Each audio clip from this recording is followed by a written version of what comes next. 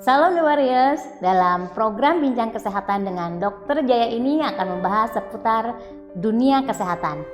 Membahas tentang penyakit-penyakit yang sering kita alami, cara mengatasinya, penyebab-penyebab dari penyakit tersebut, gaya pola hidup yang salah dan yang benar, dan masih banyak lagi. Jadi, saksikan terus, jangan sampai kelewatan ya. Dan juga jangan lupa like, subscribe, dan juga berikan komentar atau tanggapan kalian di bawah ini. Kalau mau bertanya juga boleh langsung ditulis di kolom komentar. Bapak Ibu, Saudara yang memberikan dukungan kepada pelayanan kami ini juga bisa disalurkan ke rekening di kolom deskripsi di bawah ini. Yuk, kita saksikan.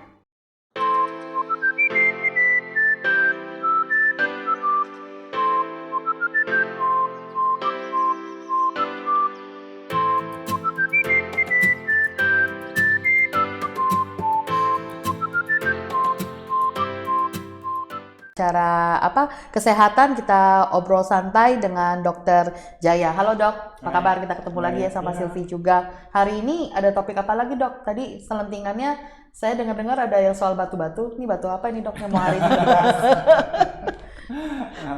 Ya, mungkin kali ini kita coba ngobrol mengenai batu yang ada di saluran kemih. Oh, ya. oke. Ternyata batu yang ada di saluran kemih. Iya, bukan batu giok ya? Bukan. Ya, kenapa saya katakan saluran kemih? Karena umumnya orang bicara batu ginjal, Iya. ya. Tapi sebenarnya nggak semata-mata hanya ada di ginjal. Nah, kita akan coba lihat. Mungkin orang umumnya ngehnya di situ ya. Betul. Kalau udah batu ginjal gitu ya. Hubungannya dengan ginjal. Memang benar sih, awal terbentuknya mungkin pertama-tama itu ada di ginjal, ya.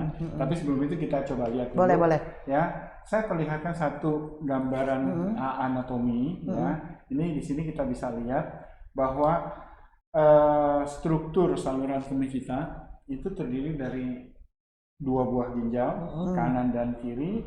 Kemudian dari ginjal sendiri itu keluar masing-masing saluran keluar, yang namanya ureter, ya. Itu akan masuk ke dalam kandung kemih kita. Jadi ureter itu juga ada dua, kanan dan kiri, keluar dari ginjal kanan dan kiri masuk ke saluran kemih.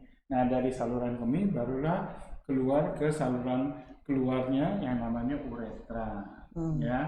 Nah, batu itu bisa terbentuk di ginjal dan menetap di situ, ataupun bisa ke arah turun dia Ke saluran yang tadi di ureter tadi itu. ya. Nah, saya berikan gambaran.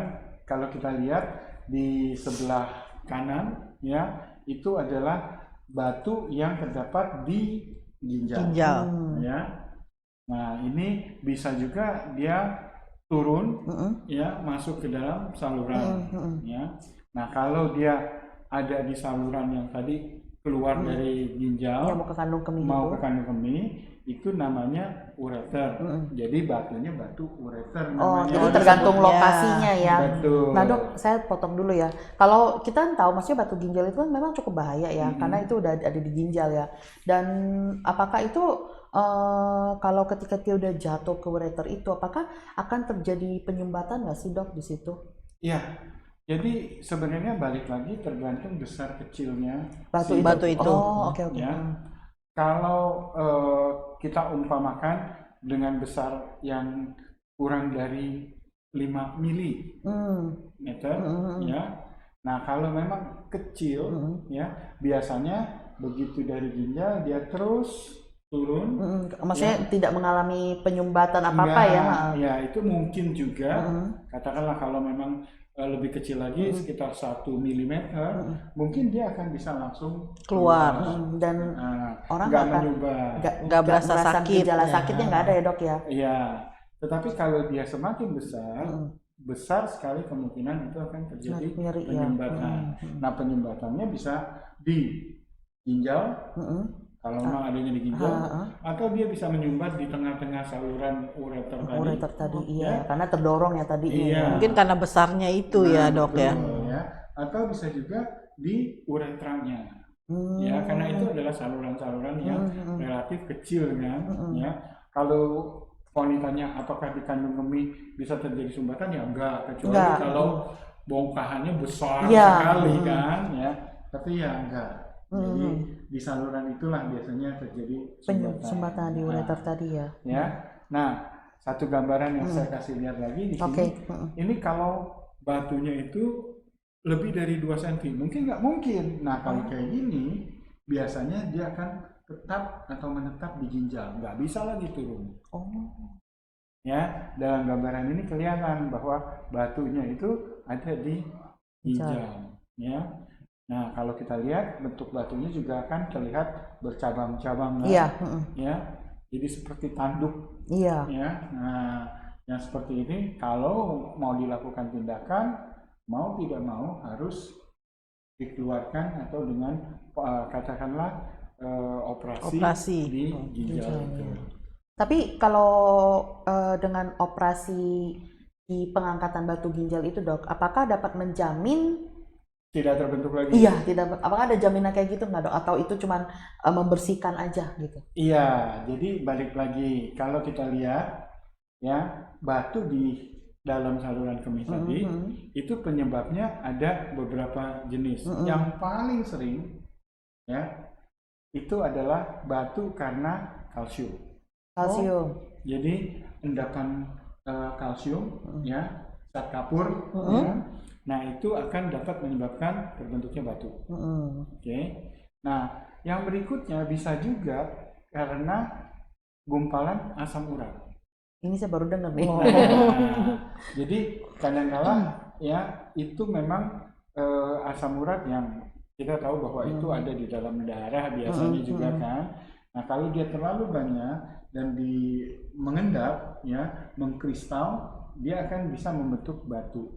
Ya, ini sama seperti tadi. Kalau yang di asam urat itu nantinya mengkristal jadi batu, nanti dia menetapnya di mana, Dok? Kalau yang tadi kan itu kan batunya di ginjal ya. Kalau yang batu asam urat ini kita bicara masih di dalam saluran kemih. Pengkristalannya itu bisa mulai terjadi di dalam ginjal. Nah, tergantung. Kalau kecil ya, dia akan dapat turun dan keluar. Alami ya. Iya, tetapi kalau dia terbentuk mengendap agak terus besar, nggak bisa keluar, ya tergantung. Dia akan ada di ginjal ataupun bisa turun ke dalam ureter ya, ataupun di uretra tadi. Ya. Jadi tergantung besar kecil batunya dari itu. endapan. Nah, itu kan yang asam urat. Nah, kalau yang batu kalsium itu karena mengkonsumsi kalsium terlalu banyak atau gimana, Dok? Kurang lebih gitu. Jadi makanya konsumsi kalsium ya itu boleh di hati-hati juga ya, karena memang kalsium bisa dikeluarkan dari urin ya. Tetapi untuk orang-orang tertentu kadang-kala kalsium itu sebelum dikeluarkan dia bisa mengendap dan membentuk batu ya. Balik lagi, nggak semua orang sebenarnya ya kalsiumnya itu akan mengendap menjadi batu ya, tapi kemungkinan itu ada. Ya. Yang berikutnya adalah jenis batu yang disebabkan karena pernah infeksi. Jadi kalau memang ginjalnya kena infeksi, kemudian tubuh melawan ya pembentukan hasil dari perlawanan infeksi tadi itu akan katakanlah mengkristal dan itu juga bisa membentuk batu ya. Itu jenis batu yang lain lagi. Dan juga ada juga yang asalnya batu itu adalah karena endapan atau pengkristalan dari asam amino. Tahu nggak asam amino ini apa? Asam amino kayaknya pernah dengar pas lagi hamil.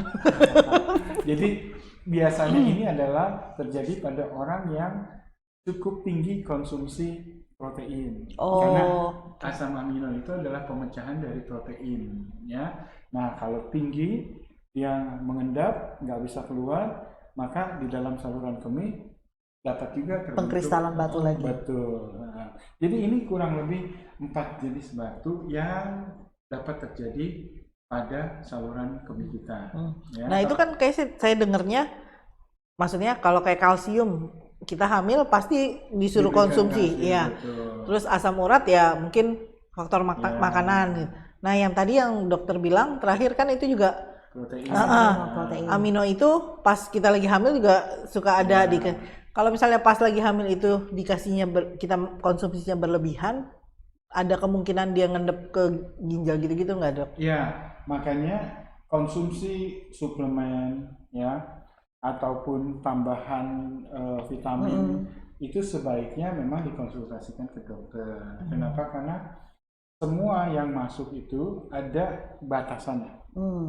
Selama kita konsumsi dengan batasan yang sesuai dengan kebutuhan kita, Nggak nggak masalah. gitu loh. Tapi kalau kita konsumsi berlebihan dan juga dalam waktu yang cukup panjang lama, nah ini akan menjadi masalah. Ya, apalagi sekarang kan multivitamin itu banyak dijual bebas dan kemungkinan orang akan langsung beli karena lihat mungkin apa spesifikasinya bagus dan mungkin udah tidak akan berkonsultasi lagi ya langsung kayaknya memang ini yang paling baik langsung dia beli buat dia konsumsi begitu. Nah, balik lagi sih ya tadi asal jangan berlebihan. Iya, ya. Oke. Nah, kalau kita lihat kalau sampai terjadi batu seperti tadi, selama dia tidak menyumbat, umumnya nggak ada keluhan. Tetapi kalau dia mulai menyumbat, maka keluhan-keluhan yang biasanya sering dialami adalah yang pertama nyeri, pasti nyeri. Kalau nyeri di mananya tuh, Dok? Maksudnya di dia berasa daerah pinggang ke bawah ya atau di daerah saluran kemih. Oke. Ya. Atau saat dia akan buang air kecil dia berasa nyeri gitu. Iya, tergantung sebenarnya posisi si batu itu sendiri ya. Kalau batunya itu adanya di ginjal, masih di dalam ginjal, nyeri, kadang-kadang juga pinggang ya. Di pinggang nyeri ataupun kadang-kadang rasa pegal ya karena itu batunya ada di ginjal. Tapi kalau batu itu sudah mulai turun ke arah ureter maka rasa nyerinya itu sudah mulai turun biasanya ya. Yang pasti adalah pada saat dia mau buang air kecil itu selalu akan nyeri. Ada nyerinya. Ya. Kalau udah begitu tanda-tandanya ini berarti ada batu ya. Ya, sesuatu mungkin ada, mungkin juga enggak. Tapi iya benar-benar. Ya, ada masalah. Ya, kita konsultasikan lebih lanjut. Ya, yang berikutnya yang juga menjadi tanda-tanda kemungkinan adanya batu, sering kencing. Sering kencing. Nah, ini kan dokter bilang nih tanda-tanda adanya batu itu sering kencing. Nah, kalau bagaimana dengan orang yang suka menahan kencing, Dok? Tahu kan maksudnya saya misalkan kayak udah deh nanti aja deh saya baru ke toilet deh, tanggung gitu. Jadi akhirnya dia keep gitu. Harusnya dia sebenarnya harusnya udah saatnya dia ke toilet gitu. Betul. Nah, kalau kayak gitu gimana tuh, Dok? Ya. Ada efek gak? Kalau dibilang efek pasti ada. Ya. Jadi yang kita khawatirkan kalau sering terjadi menahan untuk buang air kecil tadi seperti itu ya. Mungkin kalau memang dia banyak kemungkinan terjadinya endapan, memang batu, ya itu mungkin akan terjadi. Atau yang sebenarnya lebih sering lagi berkemungkinan terjadi adalah infeksi. Jadinya infeksi ya? Ya, jadi kalau dia sering menahan kencing, ya kalau terjadi ada masalah di situ, ya apalagi kita tahu bahwa saluran kemih kita itu kan nggak steril kan, maka itu kemungkinan akan juga bisa terjadi infeksi. Ya, balik lagi,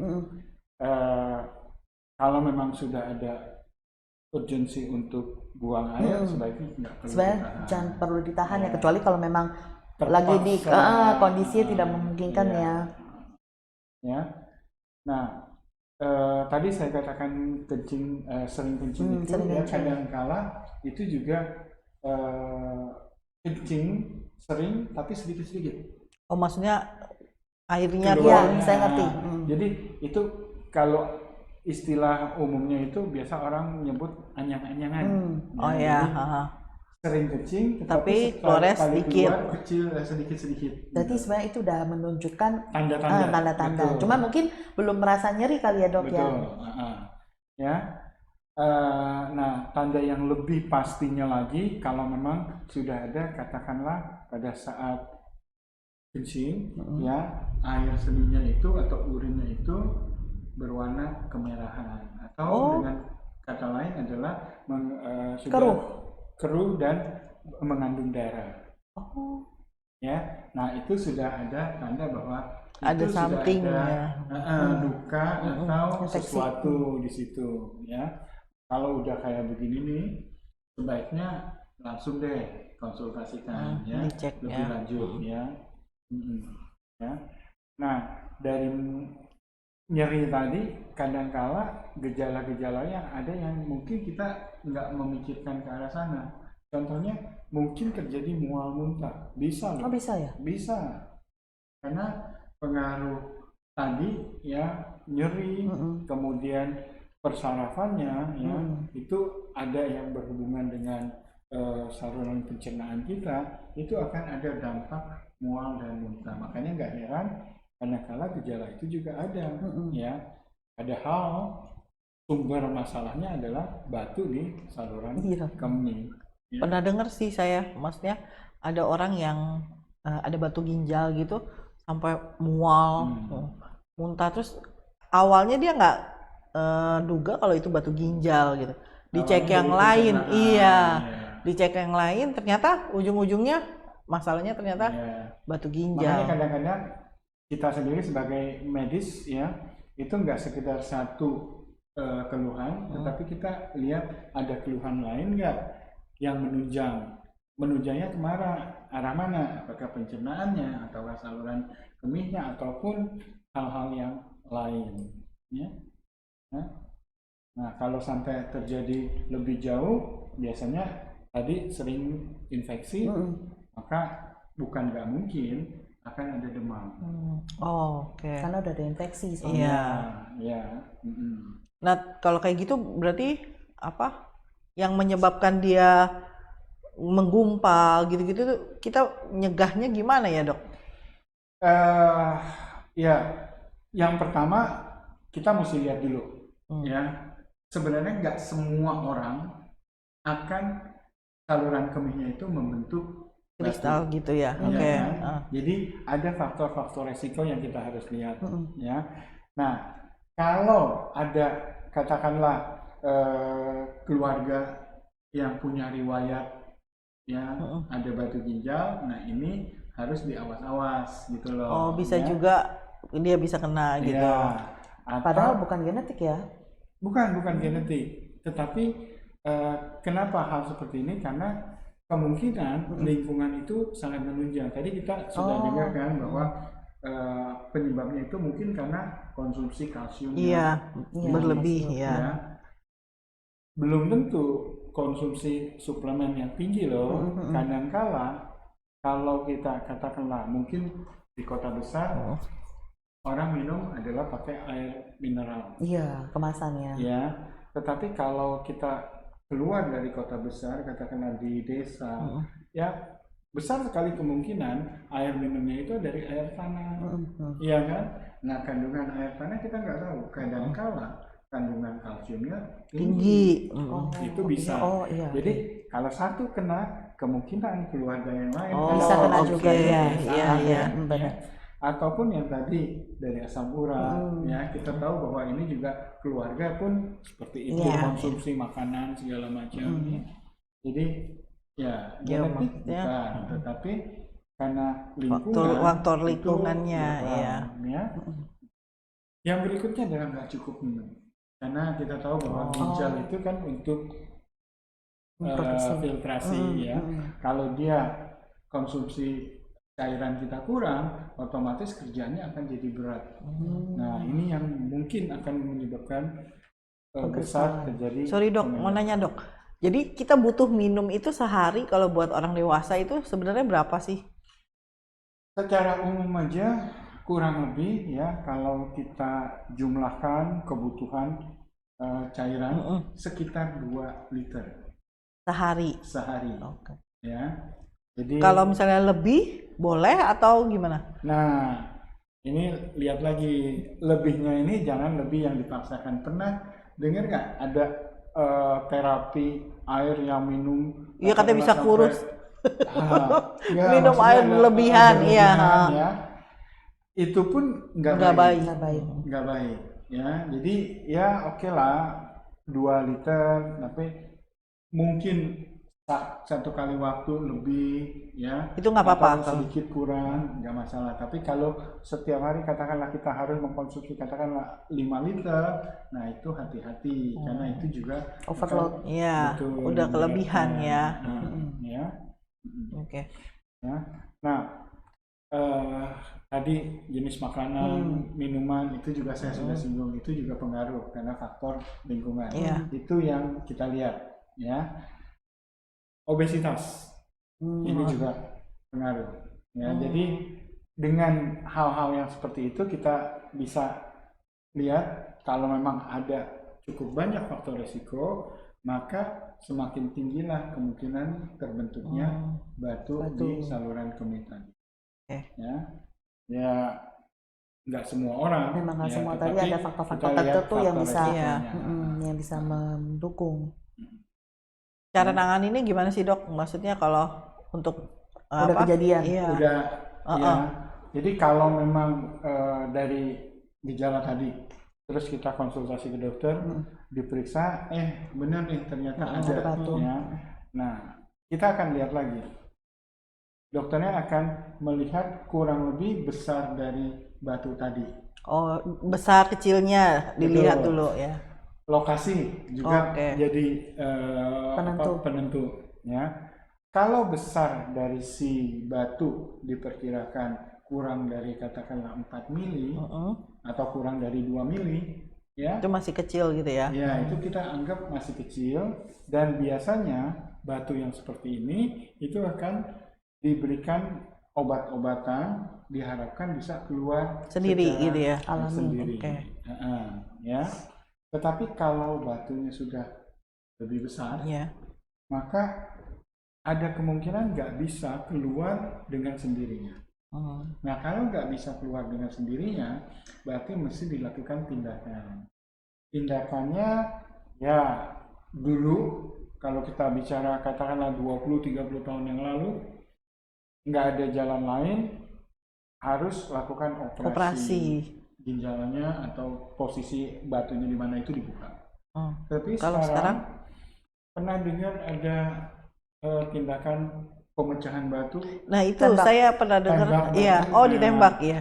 Maksudnya ditembak itu sebenarnya bukan dimasukin alat, enggak, tetapi yang namanya dengan getaran. Ya, jadi ada alat tertentu yang namanya ESWL, ya. Jadi alat ini adalah pemberi getaran kejut. Dengan demikian diharapkan batu itu dengan bisa kejutan memecah jadi kecil. Betul. Gitu. Oke. Ya, diharapkan yang katakanlah kalau kita bicara 5 mili atau 6 mili yang agak sulit dikeluarkan dari saluran, dengan dikejut itu jadi pecah lebih kecil. Ya, sehingga dengan demikian ini akan keluar melalui saluran kemih secara alami tadi. Tapi maksudnya kalau misalnya ada kasus-kasus kayak gitu, dia setelah dikejut itu dia menjadi kecil-kecil terus bisa keluar sendiri atau enggak, Dok? Ya, justru diharapkan kan dia bisa keluar. Keluar sendirinya. Tapi maksudnya ada kemungkinan nggak dia nggak bisa? Ada. Oh. Ada. Jadi ada kasus-kasus tertentu yang setelah dilakukan itu dia nggak bisa pecah sampai dengan kecil sekali. Ya. Nah, kalau hal seperti ini terjadi, mau tidak mau harus dilakukan tindakan lebih lanjut, intervensi untuk mengambil keluar. Ya, itu pernah tahu yang namanya endoskopi? Iya. Iya kan, pemeriksaan endoskopi itu dimasukkan alat untuk melihat kerokongan. Kayak tapi kamera kan, gitu ya. Ya, ini kita bicara di saluran kerongkongan atau saluran pencernaan ya. Nah, ini ada seperti itu, sejenis itu yang dimasukkan dari saluran kemih. Namanya itu adalah bukan endoskopi yang seperti Disebutnya uterorenoskopi. Jadi itu dimasukin dari saluran uretra tadi untuk mengambil batu. Ya, jadi ada teropongnya, ada capitnya untuk mengambil si batu tadi. Jadi secara aktif dikeluarkan. Kalau batunya nggak bisa keluar sendiri, ya. Nah, yang memang tadi yang sudah ditinggalkan, kalau tidak sangat-sangat terpaksa adalah pembedahan langsung. Jadi main ambil gitu ya, main dulu, operasi karena ya. belum ada alat-alat seperti Begitu. ini, itu yang Mau nggak mau dilakukan. operasi ya. Ya, karena resikonya cukup besar kalau itu ya, infeksi, kemudian juga gangguan dari fungsi dari ginjalnya. Ya. Nah, tadi saya singgung mengenai kejut tadi, ya. Ini ada gambaran yang bisa kita lihat bahwa pasien itu diletakkan di posisi tertentu, ya. Kemudian di spesifik difokuskan Ginjal. ke gelombang kejutnya itu ada ke posisi batu tadi. Ya, dengan demikian ini akan diharapkan pecah menjadi kecil, bisa keluar sendiri. Itu pengaruh ke organ yang lainnya nggak tuh dok? Atau memang dia khusus langsung ke ginjal? Dikhususkan. Oh, dikhususkan langsung jadi, ke ginjal. Secara difokuskan persis di atas batu tadi, posisi atas batu. Ya, diharapkan memang nggak mengganggu yang lainnya ya. Lain. Nah dok, untuk penderita batu ginjal ini sendiri nih, maksudnya antara laki-laki dan perempuan kan berbeda nih. Nah, maksudnya kemungkinan yang lebih besar kemungkinannya mengidap batu itu apakah laki-laki atau perempuan ya dok? Ya, jadi kalau dari data yang lebih banyak terjadinya kasusnya pada pria. Oh, pada pria. Ya, jadi batu saluran kemih ini lebih banyak terjadi pada pria dibandingkan pada wanita. Ya. Nah, cara kita mau cegah gitu, jangan sampai ada batu ginjal gitu. Ya pasti gimana? tadi yang Pak Dokter Jaya bilang, minum air putih ya, jangan kekurangan minum. Yang paling utama itulah. Jangan kekurangan minum aja. Jadi secara rutin kita coba usahakan minum kurang lebih sekitar 2 liter sehari ya paling enggak ya. Jadi itu, terus kemudian ya kita tahu bahwa konsumsi tadi ya, kalau memang nggak butuh kalsium ya janganlah. Kalsium, asam amino tadi itu jangan ya. terlalu berlebihan ya dok ya. Ya. Terus kemudian kalau berat badan yang berlebih ya kita usahakan untuk turunkan berat badan. Sama konsumsi apa tadi, makanan-makanan yang memicu timbulnya asam urat tadi itu, jeroan segala macam dihindar gitu. Ya. Jadi mungkin itu aja sih sebenarnya ya, kurang lebih apa yang kita bisa usahakan supaya jangan terjadi batu ginjal saluran kemih ya. Sebenarnya ternyata caranya nggak susah ya, nggak susah. Yang paling utama minum karena ginjal tadi adalah tempat saringan, tempat filter gitu. Ketika kita menjaga saringan kita tetap bersih, otomatis juga tubuh kita juga akan timbul hal-hal penyakit-penyakit yang aneh. Thank you ya dok buat pengetahuannya sampai hari ini tentang batu di kemih, tentunya menambah wawasan dan pengetahuan yang terus ya buat kami di sini gitu. Dan kita sangat menantikan ya untuk pertemuan kita berikutnya, pasti kita akan membahas pengetahuan yang lain lagi buat kita. Nah, buat teman-teman yang nonton, jangan lupa ya kalau misalnya ada pertanyaan buat Dokter Jaya, silakan tinggalkan di kolom komen. Nanti Dokter Jaya akan menjawab sendiri ya setiap pertanyaan dari teman-teman. Dan jangan lupa juga di subscribe channel YouTube kami dan di like. Sampai jumpa di pertemuan berikutnya.